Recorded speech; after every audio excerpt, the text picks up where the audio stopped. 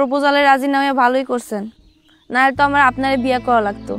আর আপনারে বিয়ে করে আমি কি করতাম, কই থাকতাম? আপনার তো চাও চুলো কিছুই নাই। আর আপনারে বিয়ে করলে আমার সারা জীবন পাতলা ডাইল আর অর্ধেক ডিম দিয়ে ভাত খাইতে হইব। আপনার মধ্যে তো কোনো কোয়ালিটিই নাই। আর জানেন তো, অভাব যখন দরজায় আসে ভালোবাসা তখন জানলা দিয়ে পালায়। ও, আপনার তো ঘরই নাই, জানলাইব কই দিয়া? ঠিক কথা কইছো। আমি অপদার্থ, কিন্তু আফসোস হয় না, কারণ স্বপ্না ব্রিলিয়ান্ট। ওর যখন লেখাপড়া শেষ হইব দেখবা যে একটা স্কুল বা কলেজের শিক্ষিকা হয়ে গেছে, স্বপ্না চাকরি করব, আর আমি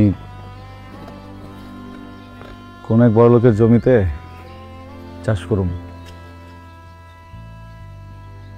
আবার কিছু টাকা পয়সা জমায় ভাঙ্গারি ব্যবসা করতে পারি।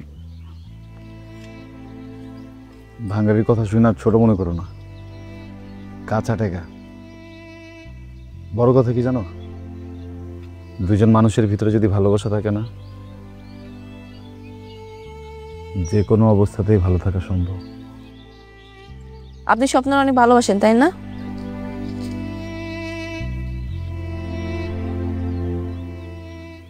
না, ভীষণ ভালোবাসি।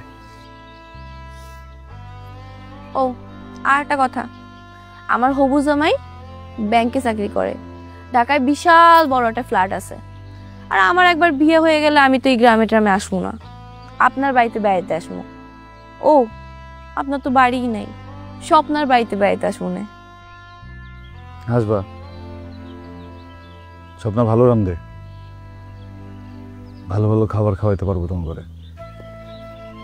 তোমার ব্যাংকার জামাইরে বইলো আমি যে তোমার শিক্ষক ছিলাম, হোমওয়ার্ক না করলে কত শাস্তি দিতাম। আর শোনেন, আমার বিয়ের আগে আবার আপনি বিয়ে করে ফেলেন না।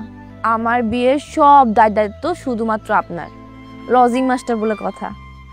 এটা আবার কেমন লাগে?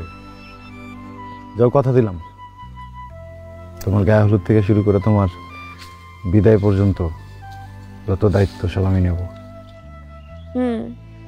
আর আমি ভাবছি বিয়ের পর অনেকগুলো বাচ্চা কাচ্চা নিব, কারণ আমার হবু হাজবেন্ডের বাচ্চা কাচ্চা অনেক পছন্দ।